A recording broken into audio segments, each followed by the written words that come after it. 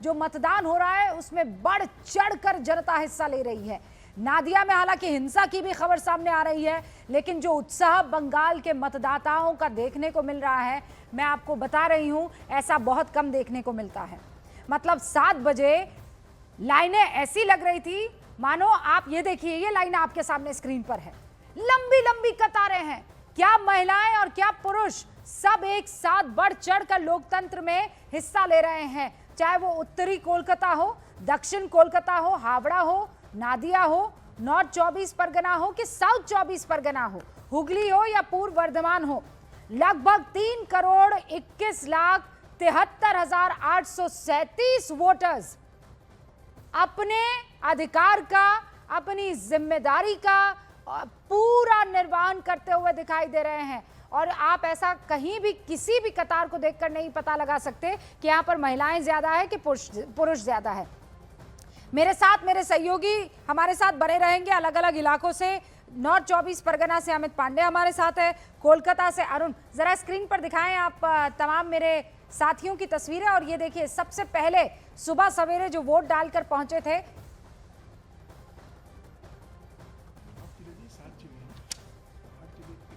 7 जिलों की 142 7 जिलों की 142 नहीं, 8 जिलों की 142 सीटें हैं। 8 जिलों की 142 सीटें।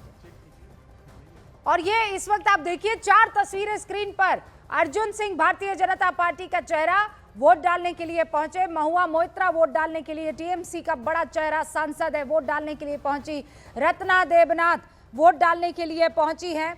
रत्ना देवनाथ भारतीय जनता पार्टी की टिकट से चुनाव लड़ रही हैं। और आप जानते हैं कि जो सबसे बड़ा केस कोलकाता के श्याम बाजार में आरजीकर मेडिकल अस्पताल में हुआ था, 9 अगस्त वो तारीख थी जब एक ट्रेनी डॉक्टर का रेप हो गया था। उनकी मां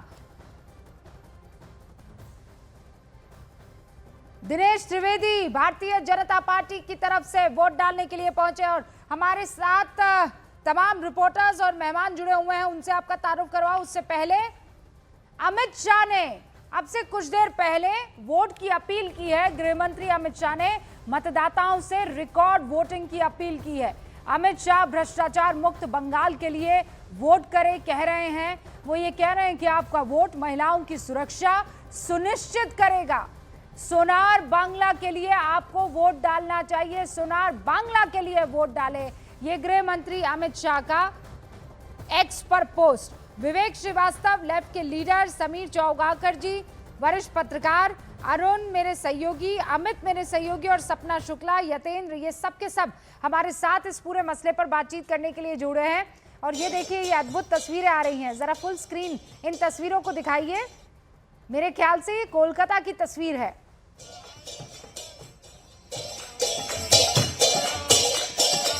वोट डालने के लिए ये तमाम वोटर्स पहुंचे हैं।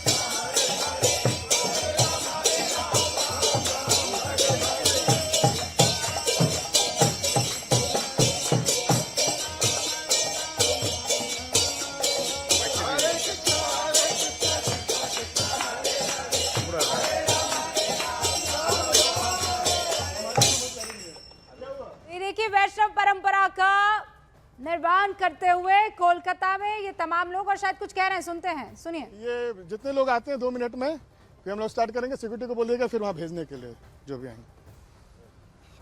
प्रभु, आपका नाम? Radha Raman Das, vice president ISKCON Kolkata. Sir, सुबह 7 बजे से वोटिंग स्टार्ट हुआ है। सेकेंड चरण का जो है, सेकेंड फेज का जो चुनाव है वो सुबह से हो रही है। तो हम लोग देख रहे हैं कि आप कीर्तन कर रहे हैं, तो बेसिकली आप कर क्या रहे हैं और इसका मतलब किस लिए ये कर रहे हैं? ये भारत भूमि है और भारत भूमि की जो संस्कृति है, मेरे सबरे कोई भी कार्य करने से पहले भगवान का नाम स्मरण करना चाहिए। तो हमारे इस्कॉन में पूरे विश्व में हमारे 180 देशों में 1200 से ज़्यादा अधिक मंदिर हैं।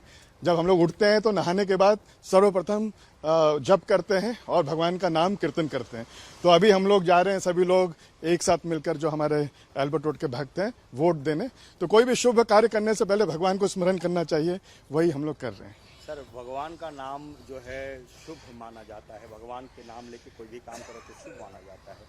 तो वोटिंग करना कितना शुभ है, मैं क्या कहेंगे सर इसके बारे में? वोटिंग कितना महत्वपूर्ण है?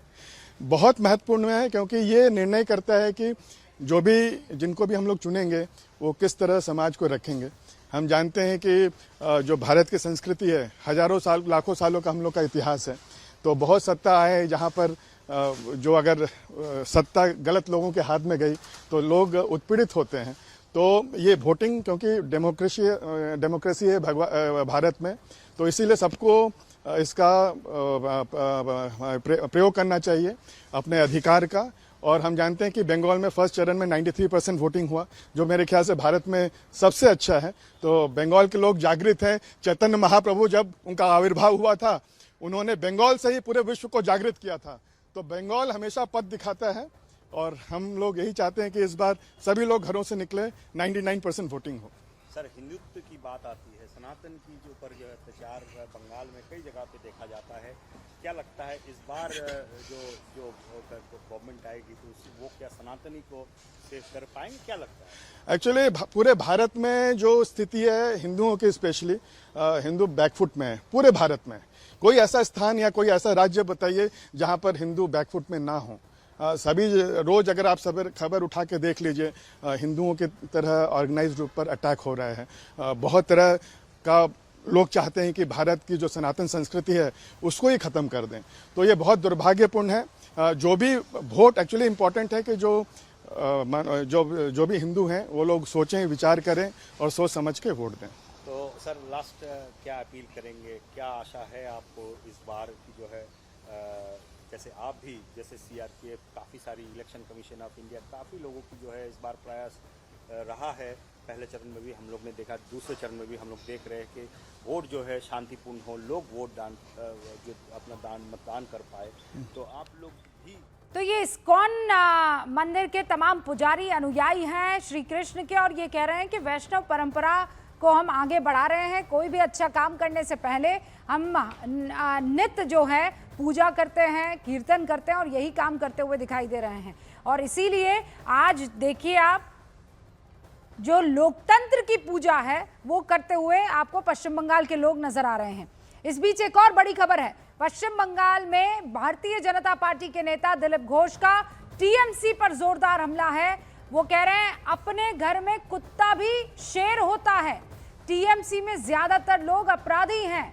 4 मई के बाद पुलिस इनको सबक सिखाएगी और बंगाल की स्थिति आज कश्मीर से बदतर है। ये कोई और नहीं, ये दिलीप घोष कह रहे हैं, भारतीय जनता पार्टी के लीडर हैं। उधर टीएमसी के नेता डेरेक ओब्रायन की प्रधानमंत्री को चुनौती है। वो ये कह रहे हैं अगर ममता बनर्जी जीती तो पीएम को इस्तीफा दे देना चाहिए। क्या पीएम इस्तीफा देंगे? डेरेक ओब्रायन कह रहे हैं कि क्या प्रधानमंत्री में इतना दम है?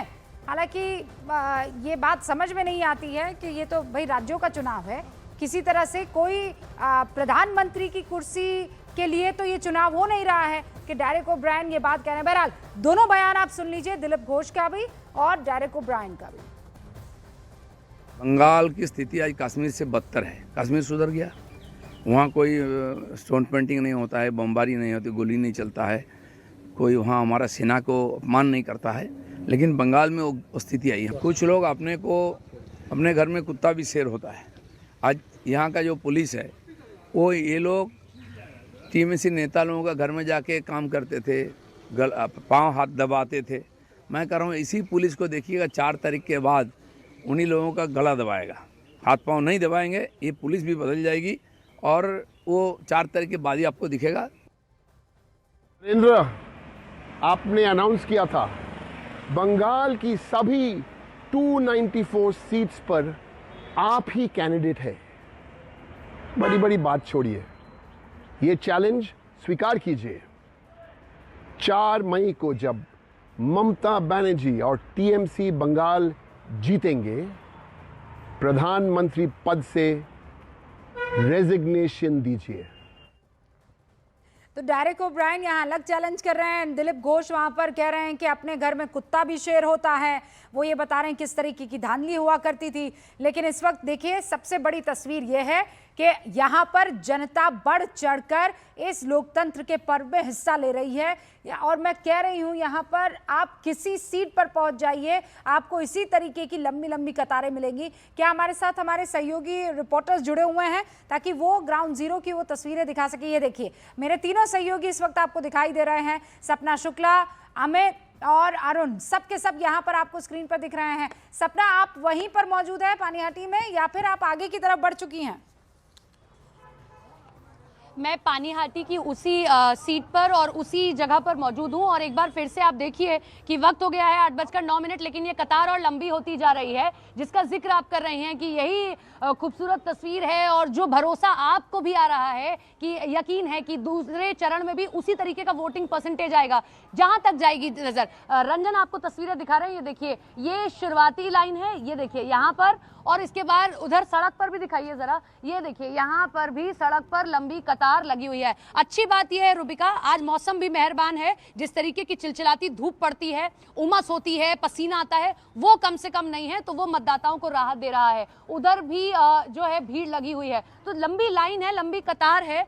आप लोग सुबह से आके अभी खड़े हुए हैं, सबसे पहले वोट करना है आपको, फिर कोई और काम? हाँ? क्या मुद्दा है आपका? घर में बच्चा है, घर में बच्चा है, इसलिए जितना जल्दी हो वोट करके घर चले जाएं। आपका मुद्दा क्या है, क्या सोचकर आज वोट करेंगे? सिक्योरिटी, महिला है, आपको सिक्योरिटी सबसे महत्वपूर्ण है आपके लिए, यही।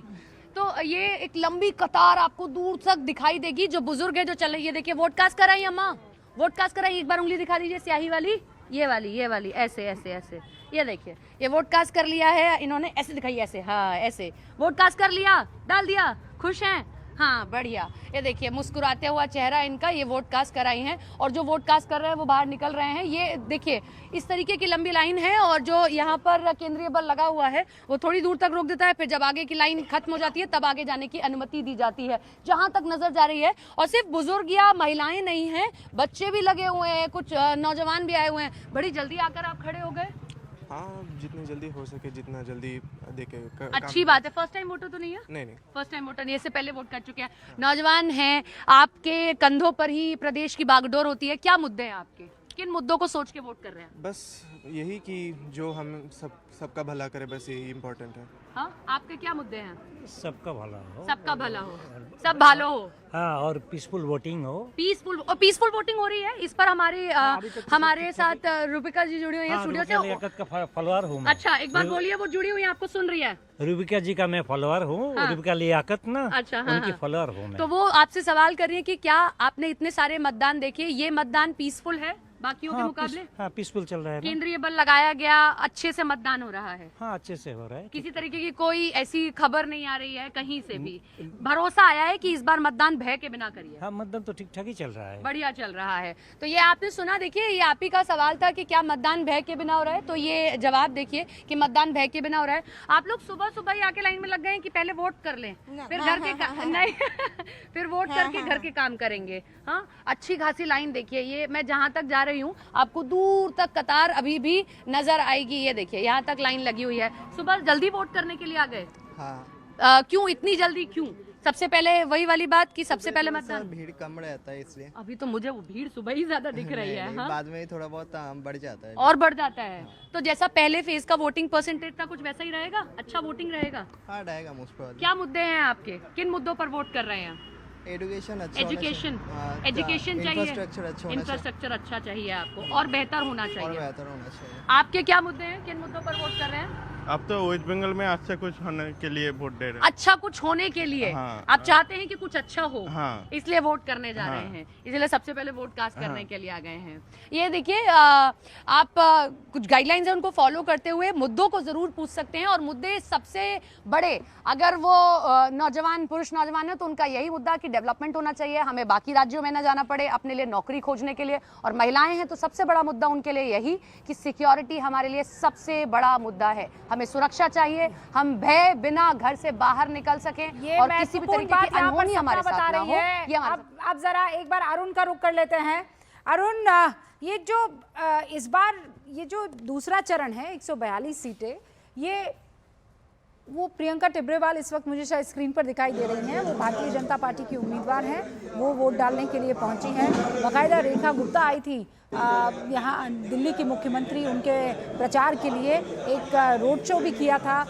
हमें याद पड़ता है कि वो जिस इलाके से गुजर रहे थे वहाँ लाइट बंद हो गई थी, तो जमकर उस पर हंगामा हुआ था कि जानबूझकर ये काम किया जा रहा है कि लाइटें बंद, क्योंकि रात का वक्त था, शाम का समय था जब ये रोड शो हो रहा था। और अभी भी शायद कुछ लोगों से बात करके और जो व्यवस्था है उसके बारे में जानकारी लेते हुए प्रियंका टिब्रेवाल आपको दिखाई दे रही है। फिलहाल जरा अरुण का रुख कर लेते हैं। अरुण, ये टीएमसी के लिए सबसे महत्वपूर्ण ये दूसरा फेज इसलिए हो जाता है क्योंकि 142 में 123 सीटें अरुण पिछली बार पश्चिम बंगाल में टीएमसी ने जीती थी, लेकिन इंटरेस्टिंग ये है कि 19 सीटों पर वो दूसरी पोजीशन पर रही थी और 15 ऐसी सीटें थी जहां 10,000 का अंतर था।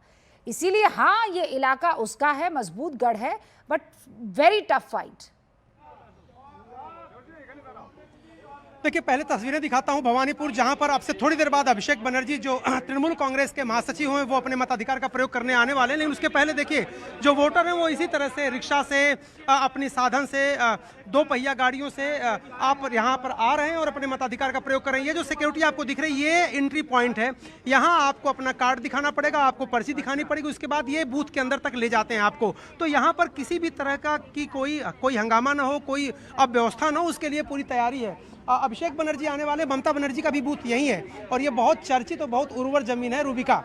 इसलिए मैं कह रहा हूँ क्योंकि आप देखें आजाद हिंद फौज, नेताजी सुभाष चंद्र बोस का जन्म यहीं पे हुआ, सत्यजीत रे यहीं पर जन्मे, गुरुदत्त यहीं पर जन्मे, श्यामा प्रसाद मुखर्जी यहीं पर जन्मे, चित्तरंजन दास यहीं पर जन्मे, सिद्धार्थ शंकर रे यहीं पर जन्मे। तो ये जमीन जो है बहुत उर्वर है, बहुत चर्चित है। भारतीय जनता पार्टी के आइडियोलॉग श्यामा प्रसाद मुखर्जी भी यहीं, जैसा कि मैं कह रहा था कि देश को आज़ादी दिलाने में अहम भूमिका निभाने वाले नेताजी सुभाष चंद्र बोस भी यहीं पैदा हुए, और अब ममता बनर्जी के नाम से भी ये इलाका जाना जा रहा है। तो इस इलाके की अपनी एक तासीर है। यहाँ पर बहुत ज़्यादा भीड़ मुझे नहीं दिखाई दे रही, लेकिन लोग जरूर देखिए आ रहे हैं लोग और जा रहे हैं, उसके बाद मतदान करके वापस आ रहे हैं। देखिए ये यहाँ पर बुजुर्ग हैं, यहाँ पर देखिए वो अपनी बारी का इंतजार कर रहे हैं। जैसे ही उनको अंदर जाने की अनुमति, देखिए महिलाएं यहाँ पर अच्छी खासी संख्या में, यहाँ पर देखिए ये लोग अपने मताधिकार का प्रयोग करने के लिए आ रहे हैं यहाँ पर, और एक एक करके यहाँ से इसी गेट से लोग अंदर जा रहे हैं और अपने मताधिकार का प्रयोग करके सकुशल बिना किसी डर के भय के आ रहे हैं। उसके पीछे ये जो वर्दी आपको दिखाई दे रही है, क्योंकि कोलकाता पुलिस अंदर अलाउड नहीं, ये जो पैरामिलिट्री फोर्स के जवान है ये यहाँ से आपको रिसीव करने से लेके वोट दिलवा के वापस छोड़ने तक सारी जिम्मेदारी इनकी है। तो ये इलाका अभी फिलहाल शांतिपूर्ण मतदान चारों तरफ चल रहा है भवानीपुर में। बस इंतजार अभिषेक बनर्जी का, जैसे ही आएंगे मैं आपको इशारा जरूर करूंगा रूबिका। पीछे आप देखिए कतार, देखिए ना, जितने भी मेरे सहयोगी हैं उनके पीछे आप लंबी लंबी कतारें देखिए और उससे आप समझ जाएंगे। ये जो दूसरे चरण की वोटिंग हुई थी पिछली बार, आपको पता है 49.49% वोट पड़े थे ममता बनर्जी की टीएमसी को, और बीजेपी को महज 36.04% वोट पड़े थे। दोनों के बीच में अंतर जो है लगभग, अगर मैं इन लैक्स बताऊं वोटों का, तो वो था 47 लाख वोटों का अंतर, और अगर परसेंटेज में बताऊं तो ये अंतर 10 से भी कम परसेंट का अंतर रहा था। और इसीलिए आप देखिए ये जो भीड़ निकल रही है ये किसके लिए निकल रही है, ये एंटी इनकम्बेंसी है, ये प्रो इनकम्बेंसी है, ये 4 मई को पता चलेगा। अमित भी हमारे साथ जुड़े हुए हैं। अमित, आप तो उस प्रेसिडेंसी डिवीजन के एक हिस्से में नॉर्थ 24 परगना में है, जिसे बंगाल प्रेसिडेंसी कहा जाता था। ये ब्रिटिशर्स का बड़ा फेवरेट इलाका हुआ करता था, लेकिन आज की तारीख में यहाँ दबदबा दीदी का है। 111 सीटों में से 96 सीटें जो हैं 2021 में ममता दीदी ने जीत ली थी। बिल्कुल सही बात आपने रूबिका बोली। प्रेसिडेंसी ब्रिटिशर्स के काल में कहा गया था और ब्रिटिशर्स ने फिर उसके बाद जैसे जैसे समय बीता इसको हाजीपुर से बदलकर इसका नाम रखा डायमंड हार्बर। डायमंड हार्बर रीजन और साउथ 24 परगना का इलाका है और ये पहले सीपीएम का गढ़ हुआ करता था, लेकिन 2011 से परिवर्तन हुआ और तब से टीएमसी का ये गढ़ रहा है। फिलहाल ये तो इतिहास है, लेकिन तस्वीरें देखिए, यहां से यहां तक मैं पूरी तस्वीरें याद दिखा रहा हूं। कैमरा पर्सन नसीब सिंह ये तस्वीरें दिखा रहे हैं। देखिए ये लाइन चलती जा रही है रूबिका, ये लाइन लगातार चलती जा रही है और ये अब बाउंड्री है। मतदान के दिन पहली बार ममता बनर्जी नजर आई हैं। ममता बनर्जी अलग अलग केंद्रों में, अलग अलग बूथों में जाकर निरीक्षण कर रही हैं और लोगों से बातचीत कर रही हैं। कोई दिक्कत तो नहीं है, किसी तरह की कोई खामी तो नहीं है, ये पता लगाने की कोशिश कर रही हैं। ये देखिए पश्चिम बंगाल की मुख्यमंत्री ममता बनर्जी गाड़ी में आगे ड्राइवर के पास मौजूद और वो खुद इस वक्त बाकायदा उस ड्राइविंग पोजीशन में सियासत की। इसीलिए सब कुछ इन्हीं चुनावों पर निर्भर करता है टीएमसी के लिए और इसलिए वो जगह जगह जाकर निरीक्षण कर रही हैं और लोगों से बातचीत कर रही है, पता लगाने की कोशिश कर रही हैं। क्या हम ये बयान सुनवा सकते हैं? मेरे ख्याल से न्यूज़ 18 इंडिया वहां पर मौजूद था और ममता बनर्जी ने आपसे कुछ देर पहले जो बातचीत की है वो क्या बात की है हम आपको अभी थोड़ा देर में सुनाने वाले। ये आवाज जरा अगर आप ऊंची कर पाए तो। पीसीआर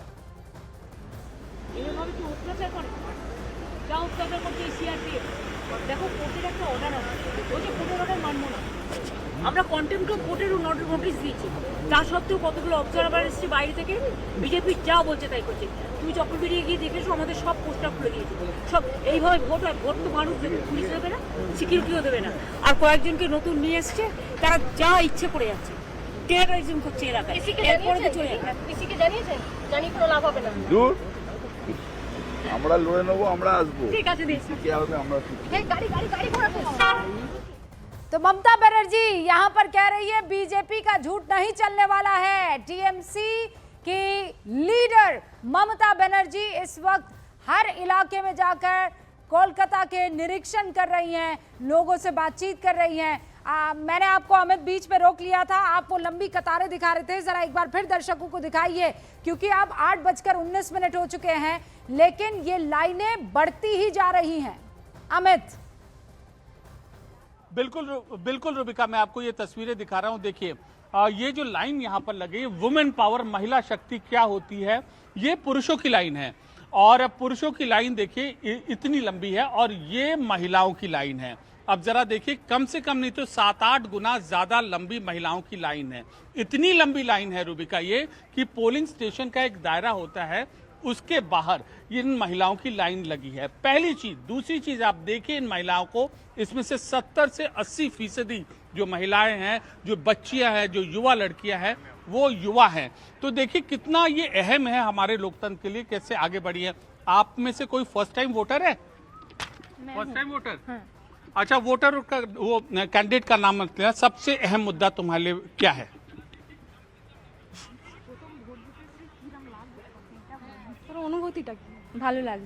भालो लागছে, इनको अच्छा लग रहा है। देखिए ये फर्स्ट टाइम वोटर है लेकिन यहाँ पर आई है मतदान से निकलकर, ये बहुत अहम तस्वीर है। रूबिका, दूसरी तस्वीर मैं आपको यहाँ पर दिखाना चाहता हूँ। तस्वीरों के भीतर अगर आप इधर आए, ये महिला अर्धसैनिक बलों की महिला जवानों की तैनाती है, जाली में से ही हम दिखाएंगे और ये बहुत अनोखी चीज है। अर्धसैनिक बलों की जो महिला जवान हैं वो तैनात हैं, सीएपीएफ महिला जवान, और बकायदा इनकी खास तौर पर मांग की गई थी पश्चिम बंगाल में तैनाती के लिए चुनाव आयोग द्वारा। 5000 से ज्यादा ऐसी अर्धसैनिक महिला जवानों की तैनाती सुरक्षा कर्मियों की गई थी अलग अलग इलाके में। तो चाहे जहां हो, चाहे वोटर के रूप में हो, चाहे अपनी ड्यूटी करने के रूप में हो, चाहे आप एंकरिंग कर रही हो, महिला पावर सर्वोच्च है, सर्वोपरि है। ये देखिए अमित ने जो बात कही वो मुझे लगता है हर महिला को ये बात पसंद आएगी। मेरे साथ विवेक भी जुड़े हुए हैं। विवेक, माफ़ी चाहती हूँ, आप बहुत लंबे टाइम से इंतज़ार कर रहे हैं, हालांकि ये सब्र आपका सियासी तौर पे भी देखा ही जा सकता है, इंतज़ार ही कर रहे हैं। आज तो देखने और सुनने का समय है मैडम, हम तो सुबह से सुन रहे हैं, आपको सारा इन्फॉर्मेशन आ रहा है एंड आपने कहा भाई महिला सशक्तिकरण की बात है, तो ये बहुत अच्छा लगा देख करके जिस तरीके से एक भारी मतदान बंगाल में चल रहा है सुबह से, और मेरे ख्याल से बम्पर वोटिंग फिर होगी शाम तक, जिस तरीके के ट्रेंड्स आ रहे हैं। पर विवेक, मुझे लग रहा है कि इस बार ये जो 93% रहा था फर्स्ट फेज में, जिस तरीके के वो दिख रहे हैं इस वक्त लाइनों में लोगों का नंबर दिख रहा है, ये ब्रेक कर सकता है record. Yes, it can break the record. जिस तरीके से वोटिंग चल रही है, और ये बहुत ही एक अच्छा हम कह सकते हैं शुभ लक्षण हमारे प्रजातंत्र के लिए है।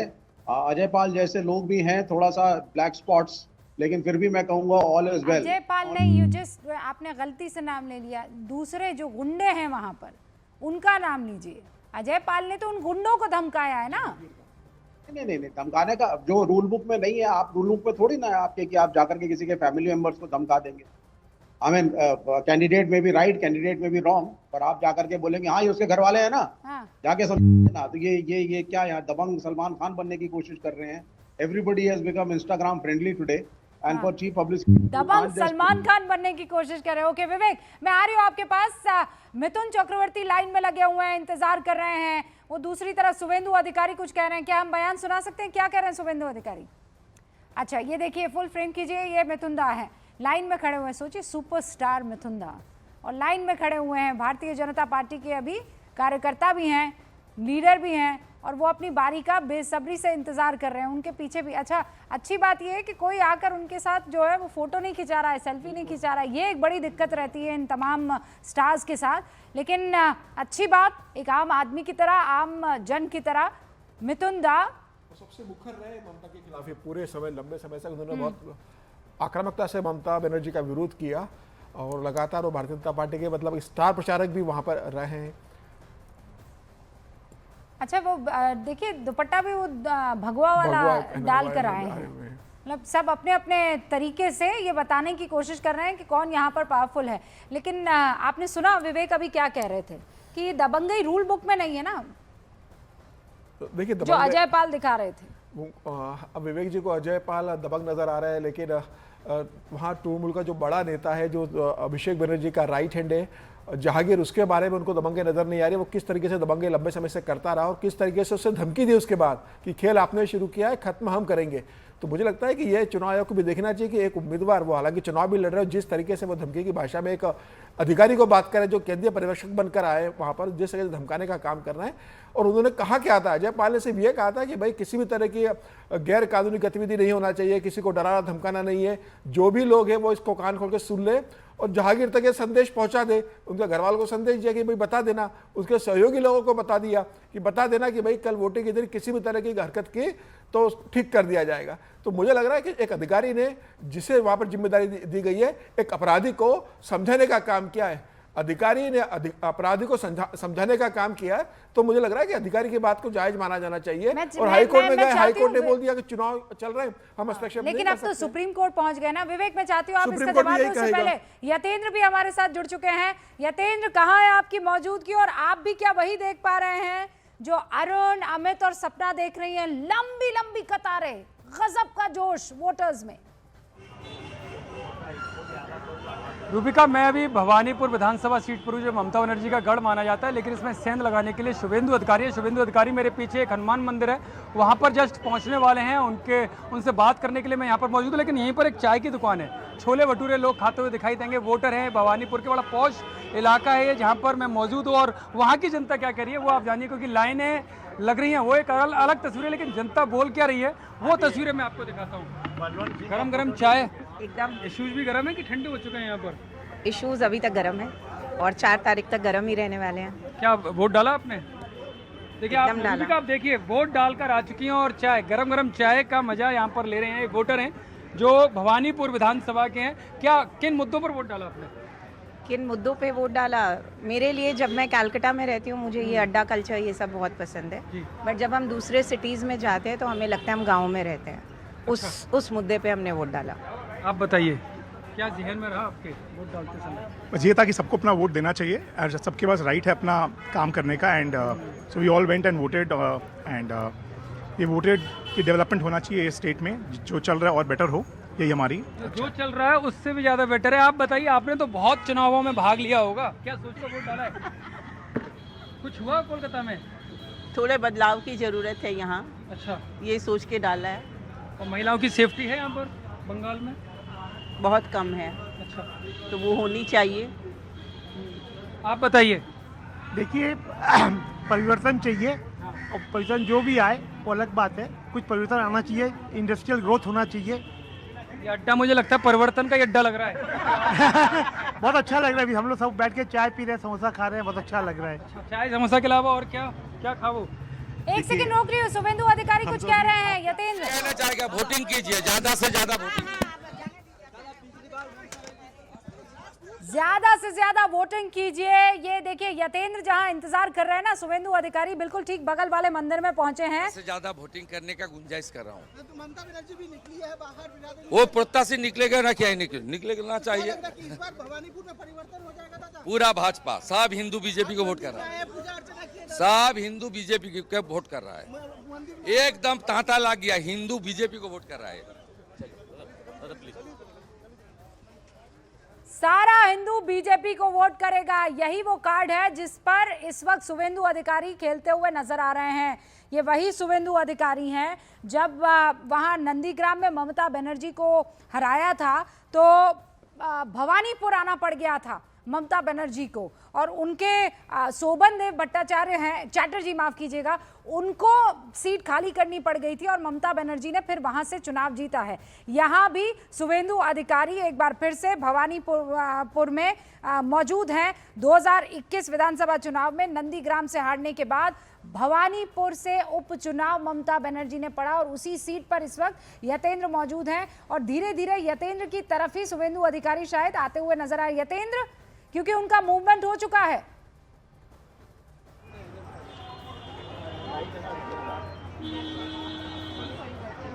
यतेंद्र, मेरी आवाज आ रही है? और ये देखिए किसी एक दुकान पर, वहां पे जो एक टेम्पररी सी दुकान बनती है, छाता लगा के एक शख्स है, शायद अखबार बेचने वाले हैं या मुझे नहीं पता, दिखाई नहीं दे रहा है, समझ में नहीं आ रहा, लेकिन वहां वो बैठे कुर्सी पर और उनको वोट की अपील की और उसके बाद ये पतली सी गली से आगे की तरफ निकलते हुए शुभेंदु अधिकारी आपको दिखाई दे रहे हैं।